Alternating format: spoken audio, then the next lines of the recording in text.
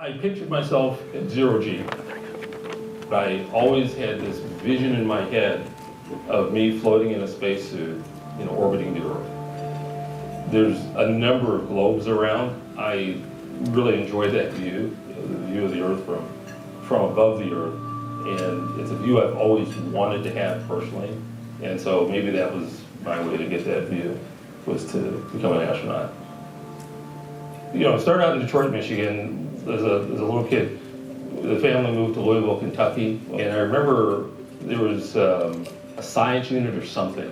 The solar system model was part of that. And the light came on and the sun in the middle, and the planets would go around, and I just thought that was great. And so I would start reading things. I remember we had the encyclopedias, and I always had S out because S was for space. And so I was always looking on anything having to do with space. And I was in a really, I think, fortunate set of circumstances in that I ended up being bused across town for racial integration purposes. I watched a lot of kids in our neighborhood that didn't do so well.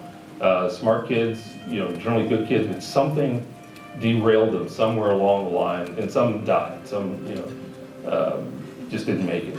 I often think of how much talent is in those areas that's not tapped because there's not a way for that talent to find its way out. When I wanted to go to the Air Force Academy, that seemed like a logical choice. It was not something that was, it certainly wasn't a gift. It was work. It was work. I would have to reread the same material over and over and over again to understand it. And then if it still didn't take, I would just say, okay, I'm gonna work on this one sentence. And there was a black engineer across the room, and of 100 people, we're the only two African Americans in the room. I can't even remember if there were any women in the room at all. But we looked across the room and we looked at each other and it's like, yeah, we made it, we're here. So I became the satellite countdown controller for a couple different missions back to back. Within the Air Force, there was a call. They wanted payload specialists to be in the shuttle specifically for whatever was in the back. There were about 3,000 applicants. They selected 14 of us. Now I'm in training to fly the shuttle. If you look at the manned or human spaceflight systems prior to the shuttle,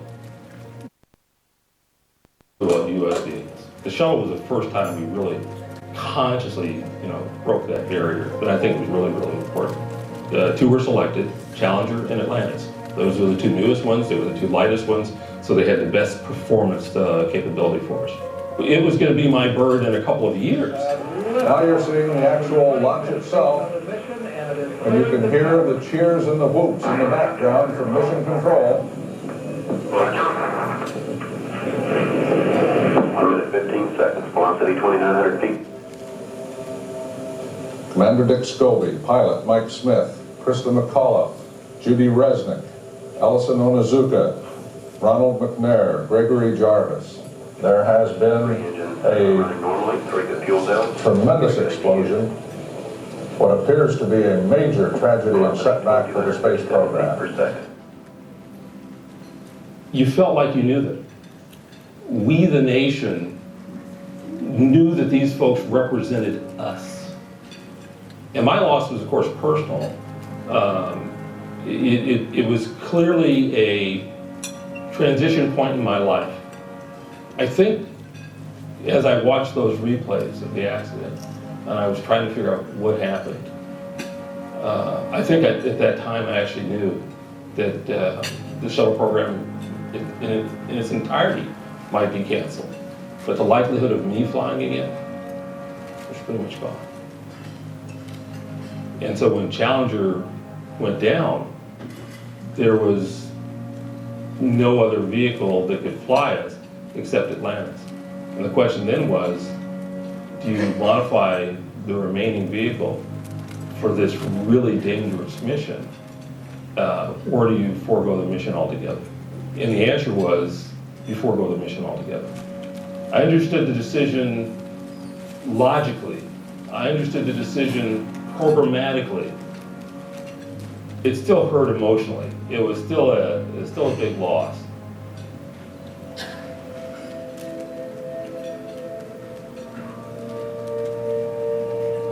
I'm just one example of somebody who, I didn't fly in space.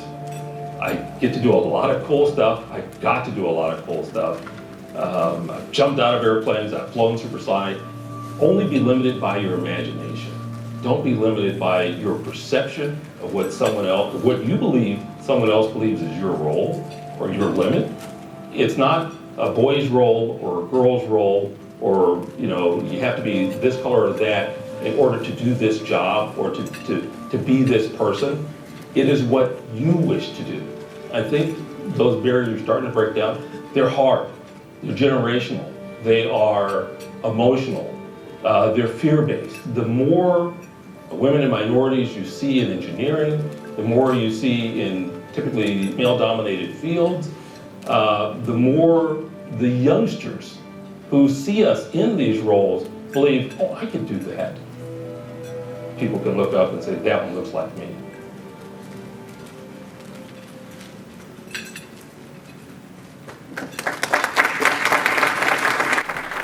Ladies and gentlemen, Livingston Holder.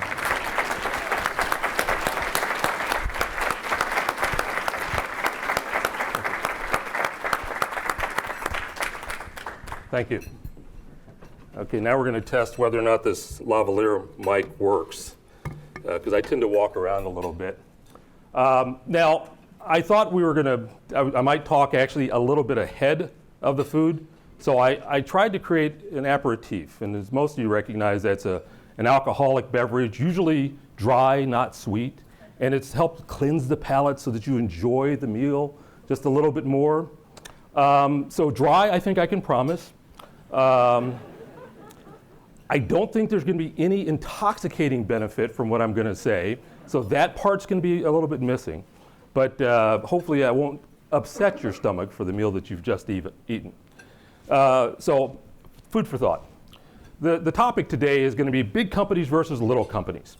It was pointed out to me that in my career, I've been part of large organizations and have had some modicum of success with those big organizations.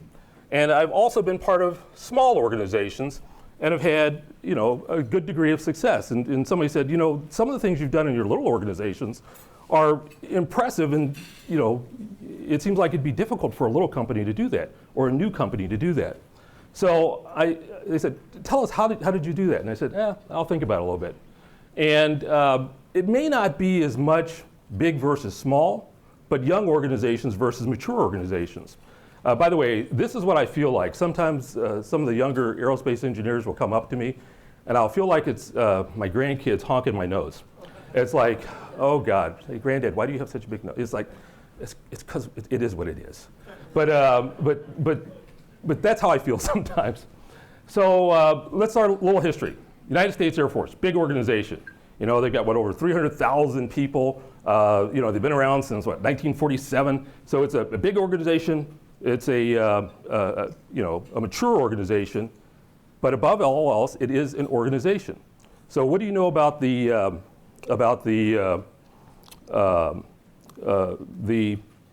calling card of the Air Force and most of the military services? You'll often hear somebody say, especially in their doctrine, organize, train, equip, and provide personnel to accomplish the missions of the Air Force. Organize, train, and equip are the ones that just kind of ring. And I say, of all the organizations I've been part of, the best organizational activity and the most precise training activity were probably part of the Air Force, because they have a constant turnover of people. So senior folks move on. They move to different senior assignments. Junior people come in from the civilian world. They move from an operational base to a base that's responsibility for systems management or management of organizations across, and doing project planning, things of that nature. So each time you take somebody out of a place where they've actually known what they're doing and you put them in a place that's new, all of a sudden their effectivity drops. And one way to combat that loss of effectivity is by training. It's usually the case that somebody was there before you. That job was there before you arrived. And so there's some knowledge base of how to accomplish that job within the rules of the doctrine and organizational authority that our organization's been given. So I learned a lot about how we train people to do things, because the organization will live on. The people will transition in and they'll transition out. They'll transition from the lower, they'll grow to different positions, but the organizations that have functions must continue beyond you. Second organization that I was part of, and we finally could admit it, is I was part of the National Reconnaissance Office. Again, another big organization. It was classified for the longest time. Actually, for the entirety of my time working there, the organization could not acknowledge that it existed. The fact of the NRO existed was classified. That was classified data all by itself. Now, one thing I observed differently for NRO assignments within the Air Force, or within, because they pulled from all kinds of services, is that they had a term that I call the best of the best of the best, sir. Anybody recognize that from Men in Black? But they really meant it. When you looked at how they interacted with military personnel centers, so when you have a project in the Air Force, MPC says, okay, you need a logistics officer with this much time and grade. I've got a logistics captain. I'm going to assign him to your base. And the captain finds out he's being assigned to this base, and he moves on. Says, okay, tells his family, we're going to this base. Well, the way the NRO did it was a little differently.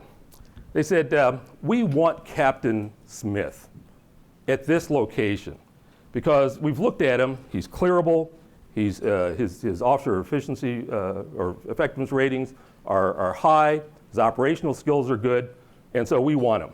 And MPC would go into their computer and say, magically, Captain Smith is now assigned to you.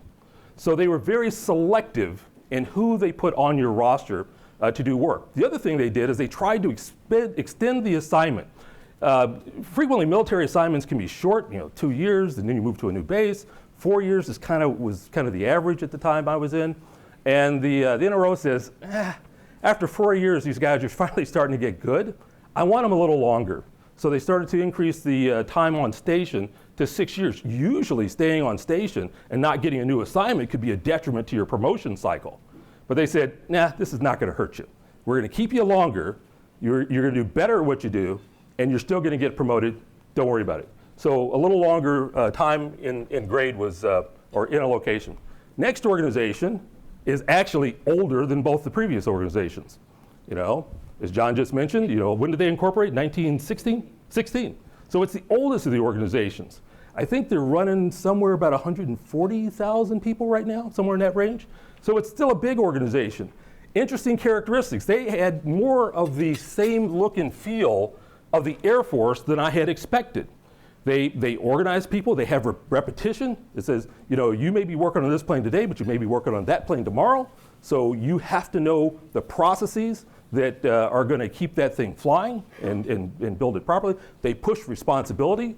So, you could have a guy with a riveting job on a metal skinned airplane, and what they've done in some cases, they'll push the quality assurance to the person actually doing the work, and all of a sudden they say, ooh, I'm more responsible for this than I was before. Last year, the inspector would catch it, so I just push it out to get my numbers. But now it's on me. Quality went up, number of problems went down, so they pushed responsibility to the folks on the line. The people on the line are very proud of what they do, and so I found that there were some similar characteristics there, and so that was pretty comfortable. But you could also do different kinds of things, and so the other organizations were a little more staid, but with Boeing you could do some different stuff. The thing that attracted me, interestingly enough, when I left the Air Force is their sense of ethics. When I talked to all the different aerospace companies that I was interviewing with, their ethical philosophy lined up with my personal ethos the best. If something goes wrong, you admit it quickly, you tell the customer it went wrong, why it went wrong, and where it went wrong. You tell them what you know at the time. You may not have the whole story, but you tell them what you know at the time. Do not hide a problem. It will come back bigger and badder to bite you later. And so that's how I started at Boeing, and a good lesson to learn there. Then I jumped out of the big organization into something much smaller, Andrews Space. Now Andrews Space has gone on to go do very different things. I don't think the founding company, Andrews, still exists as an entity because it's morphed and grown. But Andrews had an interesting combination. Even though it was a smaller group, you had some senior folks, senior aerospace guys that had been through the wars at Boeing and they'd done other things. And that was kind of like the top level, experience base. But they had younger folks that were raring to go, extremely smart, and they used some of the templates for, I'll say, Boeing activity for large-scale aerospace on a small scale to assure a higher quality of product, even from a smaller company. And I said, it's a kind of interesting combination. A little bit of, old young mix there, but all of them were intelligent and highly energetic. Then I went to the last organization. This is Holder Aerospace. Of course, it was clearly the youngest and clearly the smallest, because we found it with 2 people. By the way, we are still officially 2 people. And we started in September of 2004. And so when I joined it, it was 0 years old. And so what we tried to do is we tried to learn from the experience of the enterprises that we'd been with. I was not a particularly strong business guy, but my partner, Curtis Gifford, really was. He had a degree in system engineering, a degree in astrophysics, and a business degree from the Darden School of Business. So I said, smart cat. And I'd worked with him at Andrews, and I always appreciated that. But we were able to do things that kind of defied our size. First big job we were asked to do was to support this program. This was the DARPA Falcon program. It was DARPA Air Force trying to figure out how do we launch rockets quickly from different places in the world. Well, Gary Hudson had started a company, Air Launch LLC, and he said, hey, we're growing to a point where I'm kind of, I need help. And I'm needing help with a variety of things. And so we came on board to support and ended up becoming part of the company. But you see the range of activities. You see the Proteus aircraft up there and the TLAD drops. That's a trapeze lanyard. We did 3 of those drops in close coordination with Scale Composites. You see the rocket coming out of the back of the C-17. That rocket ended up weighing 72,000 pounds, was 66 feet long and 7 feet in diameter. Largest single object ever dropped out of a C-17. Longest single object and heaviest mass. And we dropped that at 30,000 feet. So everybody in the back is breathing oxygen. So it was some work. And then down at the bottom, we had the VAPAC engine, 20,000 pound thrust engine that's vapor pressurized. And those of you who study rocket engines understand the difference between VAPAC and just a standard pressure blowdown. But it was not without problem. You see here, our little rocket and our little deployment mechanism interfacing with the Air Force's really, really big airplane. Now, even though we were working with the flight test folks at Edwards, who do all kinds of weird and funky things, they still have a bunch of rules. So part of the program said, I can't talk to these guys. They use military jargon, and they want us to do stuff that doesn't make any sense. So I, having an Air Force background, and one of the senior fellows that had a Navy background, I love him, I forgive him. Everybody's got to go to school somewhere. He went to the Naval Academy, it's okay. But he's a good mechanisms guy. We knew how to talk to the military. So we became the interface for anything having to do with the Air Force and the flight test community, et cetera. And so, our little bit of gray on top was handy, and some of our experience base was also handy in order to help the Air Force do something that was unique and different than anything they'd done before. So having that little experience was handy. This is a VAPAC engine. We fired this one. It was about 20,000 pounds of thrust. We fired it, I think, a total of 183 times, and longest run was 180 seconds. We had reviews with our customer. My favorite review was the one, it was a big one. It was a big review. DARPA, Air Force, CETA contractors, everybody. I think somebody was outside selling tickets. It said free popcorn and beer inside. We counted the number of people that we signed in. They were 3 times the number of people we had on our company roster. And we're going like, where are these people coming from? We're not serving lunch to them all. So one of the challenges now, the Air Force has said, well, I'm going to have some of my system engineering, companies help me out. And they didn't understand the VAPAC technology like we did.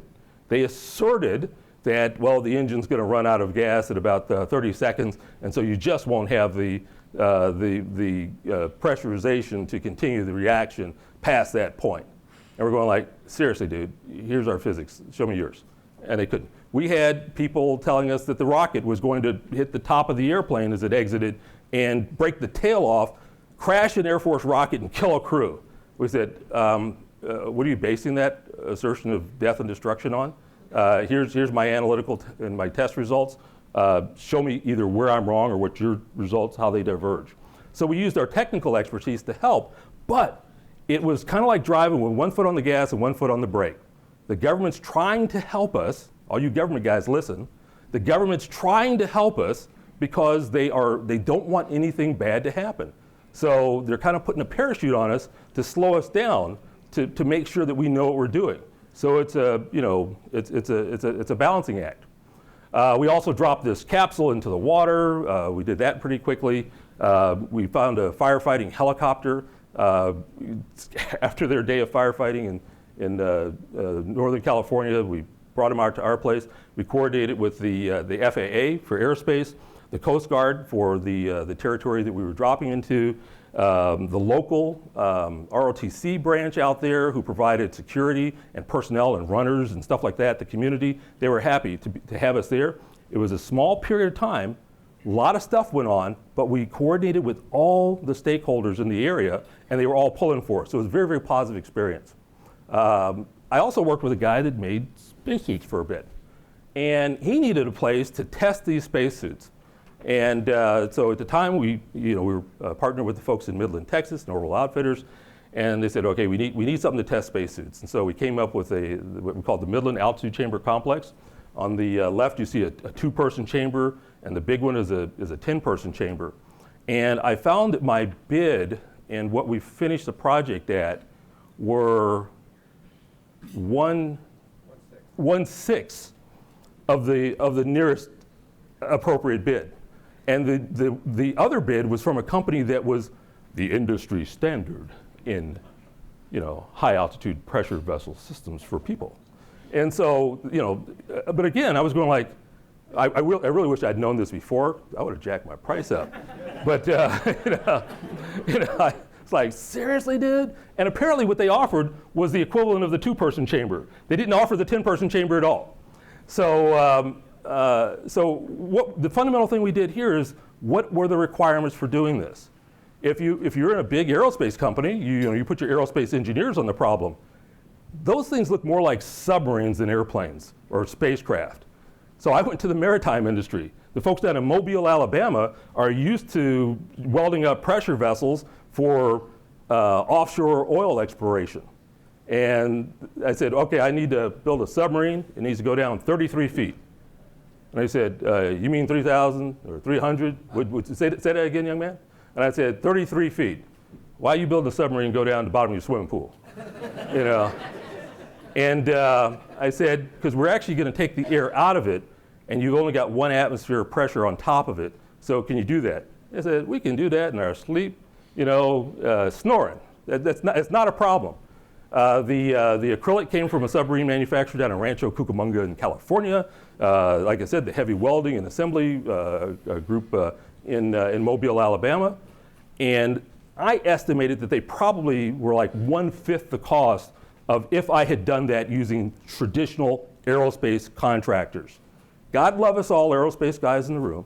We are not always the cheapest when it comes to doing something extremely practical.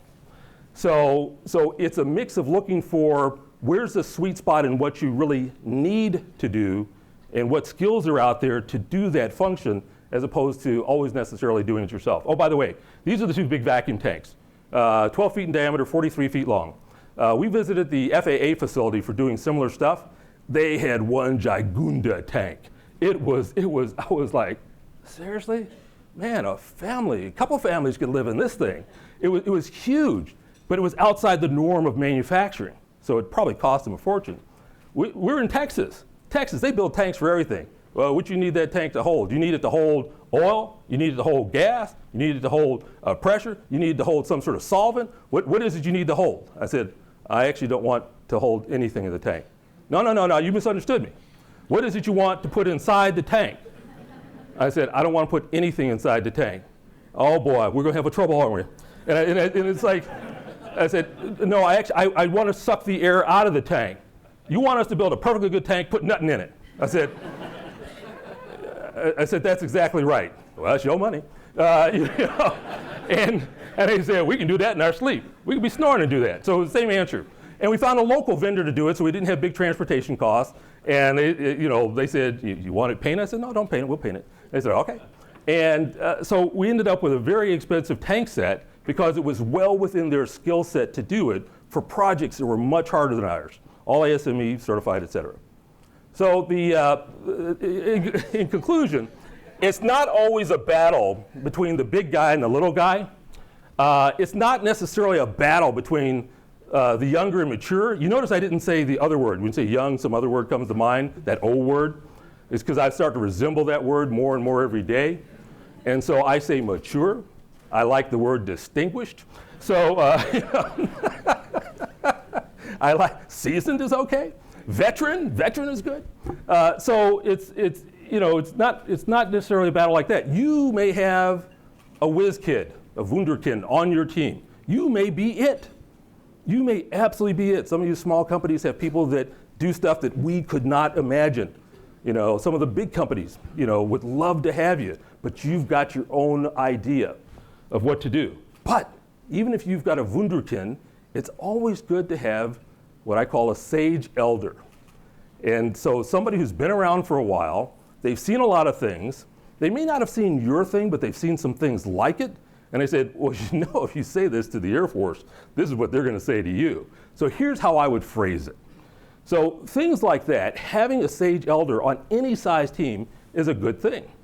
You may believe that you've got a big organization and you're agile, but no matter what, you're going to have more overhead. This elephant can dance on a tightrope, but the tightrope has to be able to hold the elephant. So now the tightrope's got to be made out of a stronger material. It's got to have a base on either side that's stronger. So the overhead of having the dancing elephant is high, and it's hard to avoid in a large organization. And this is what happens a lot of times with the big organizations. The cost as the organization gets bigger, continue to rise, and that's the face that your customer has, and they're going, we've got to find a different way. So they're going to look for the smaller, younger companies to go do it. And the big companies have bench strength. I need an expert in hydrogen embrittlement. We got one, two, or actually we got three of them. Which one you want? Well, we got one that's free. Or I need somebody that can help me with transonic wind tunnel testing. So the big companies have good bench strength. You can find one of everything in the big companies. The smaller companies, you're going to have to go find your experts in these fields, bring them in for the period of time you need them, and then release them back into the wild. And the other thing is they're struggling with the old way of doing business versus the new way of business. It's my discovery that some of the new ways are really, really the old ways. Everybody's raving about OTAs. Oh, we just discovered other transaction authorities. How long have they been around? It's just a matter they were dormant for a while like a virus, and now they're back. There's a battle there, but the real battle is for risk. What risk are you as a company willing to take? What risk is your customer willing to tolerate? So small companies equate to risk in many customers' mind. Young companies equate to risk in many companies' mind. And when they see red, they worry. So I'll conclude that old companies, young companies, moderate companies, small companies, moderate companies, big companies, there's all goodness there. Anybody want to get rid of any of these three dogs? No, they're all wonderful. The one on the right, he pees on the carpet every once in a while, but he's great with the kids and the grandkids, and everybody loves a puppy. So, because he's got so much potential. The dog in the middle has been around a bit, moderate, knows what to do, has seen a few things. The dog on the left, the customer is completely comfortable with him. I love this dog. He knows exactly how I think. I grab my car keys, the dog's halfway down the hall to the car. You know what I'm thinking before I finish the thought.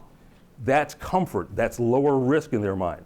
So it doesn't have to be one or the other, but combinations of young, moderate, old, experienced, inexperienced is often the best way to go. The big factor is risk. The customers, you guys will have to determine where on this knob you're willing to accept. What level of risk are you willing to accept? Many times the risk is in what you believe, not what your newfound customer or company can deliver. And so you've got to try and figure out where do you want to balance that. And I'll leave you with this. I will contend that in today's world, you are better dialing the risk knob a little bit more to the right. Take the risk. Things that are safe, sound, staid, comfortable are likely not to move us ahead as quickly. The world is catching up, and in many cases has passed us in some areas of expertise and capability. We want to continue to keep a leadership role. So for those of you who are in decision-making roles, feel comfortable turning that risk knob a little bit to the right. It may not always work out the way you expect it to. You know, a younger company may pee on the carpet. Bad deal. You know, get a Roomba, get a spot bot, something, clean that up. But if you don't take the risk, the likelihood of you moving forward in an aggressive manner and learning something new is reduced, and the likelihood of you maintaining your position or gaining a position is lower. So if customers take a risk, little companies balance your risk with sage elders, because you know, old folks need jobs too. And so that's all I've got for you today, is shoot for it, go for a little more risk. That's it.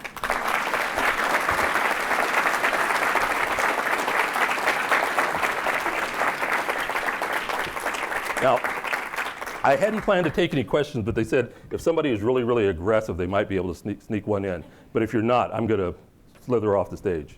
Could you elaborate more on that statement you just made about the risk is sometimes in what you believe? Yeah. Okay. If you've never jumped out of an airplane, you might perceive the risk of jumping out of an airplane as higher than what is statistically true. Jeff, how many times have you jumped out of an airplane? Only 70. So how do you feel about it? You know, is it a reasonable risk to you right now? Because you know what you're doing. You'll jump anywhere, right? Okay. But if you've not done it before, your perception of the risk is high. You know, an accident occurs. You hear about that accident, you go, oh, that's why I don't jump out of airplanes. So risk is often based upon what it is you believe. Now, there might be a track record that the company has, or if the company has no track record because they're new, you're going to say, you know, I got some bells blaring in the back of my head, and those are warning bells because I've never seen you perform. So I don't know what your performance is. Well, let us show you what we've done historically with other organizations, or you know, what our team has done. And that may help suppress the perception of risk in your mind, but it may not. In the end, risk is what you believe it to be, no matter how many charts they show you, no matter they show you, we've had this good performance over this period of time. You know, risk is still in what you, the acquisition, the customer, the person that you're selling something to, is often what you believe, as opposed to what any charts, data, or backup information can show you. Okay. Yeah, I spoke to some of the people about Boeing Horizons X over the last couple of years, and their instruction is to go out and find new innovative technologies that disrupt Boeing's own business model. I'm sorry. Yeah. Okay, the mic's out. Yeah. It's free market. Boeing Horizons X, their purview is to go out and find disruptive technologies, even if it disrupts Boeing's own business Right. model. Could you comment on that? I think that's a good idea. And this is a mature organization recognizing that mature organizations will often act in a risk-averse manner, And so they say, how do we break through that mold? Well, what you do is you may want to separate the risk-free part or the risk-averse part from an element over here that can take risk. And they say every once in a while you want to ask these guys a question. Well, if they perceive the question is a threat to their current existence, they may say, that'll never work. So you've got to have an independent body. You can say, okay, if we were competing with ourselves today, would this be a good product to go forward with? Because we now can beat ourselves at our own game, except it's going to be us. Old guy at Boeing once said to me, when they were talking about bringing out the 37 in history, he said, we learned early on that the best competition is the one you bring yourself. If somebody's going to replace your airplane, he was talking about the 727, it's better you than somebody else. And so the 737 had a less than extraordinary start to its life, but it's now the one airplane that's been built more than any other airplane in the world for commercial passengers. So I think that's the right type of attitude, is you've got to replace yourself with something new. You've got to refresh. And so somebody's going to threaten your business. If it's not somebody that you've got a link to or can be you, it's going to be an outside force, and you may cease to exist, or that business line may cease to exist. So I think it's a good strategy. Okay. Hi. Can you repeat and maybe elaborate on what you do when you've discovered you made a mistake? First of all, you acknowledge it quickly. Did this go wrong? Yes. You tell your customers quickly as you can, even if you do not know everything. And that was one of the things I appreciated. Sometimes we'd be on our way out to Marshall Space Flight Center because we just, had a weld failure, and we said we don't know why it failed, but we got a failure. And so the guys are still analyzing. We're going through the reports now. We're going through the data now, and we'll tell you as soon as we know. Because the last thing you want to do is keep that information from your customers for any period of time. Because when they find out, and they will find out, it's just a matter of time, it's like, so what were you doing for the last 3 months before you told me? Well, we wanted to make sure we had all the data correct, and we wanted to run some additional analysis and tests, and so that we wouldn't jump to any conclusions. It says, yeah, but now it looks like you're hiding something. What else are you not telling me? So it generates suspicion, mistrust in your customer. We actually transmitted to the free air on a frequency that we were not authorized to do yet from the FCC. We're building some communication systems for space station. We did a self-report to the FCC, and they said, we never would have known this if you didn't tell us. And we said, we know, but we realized we violated that rule. When we figured it out, we wrote you the report and told you what we did. And what happens is next time there's an issue, they have a little more faith that you're going to tell them the truth quickly, and you're not going to just hide something. So it's a good policy to have. By the way, it's probably one of the most uncomfortable policies that you can have, because when you screw up, how many want everybody to know, I made a boo-boo? Only your child is happy with telling you that they made poopy in their diaper. Nobody else wants to do that. I don't know. I don't know how many people have kids and grandkids. I'm in the grandkid stage, and my grandkids are about ready to start driving. So I'm past all that stuff. But I remember clearly, it's like, well, that's wonderful, sweetheart. We all didn't need to know that. But you do need to share that information as quickly as you can with your customers, with your team partners, et cetera. Those who have a stake in you need to know what's going on. And when something goes bad, they need to know faster. Even with incomplete data, they need to know that you're being honest with them in the face of adversity. That generates trust over time. They may have resources that can help you with the problem, but don't hide it under any circumstance. That it? Okay, we got through it. Okay, thank you very much, everybody.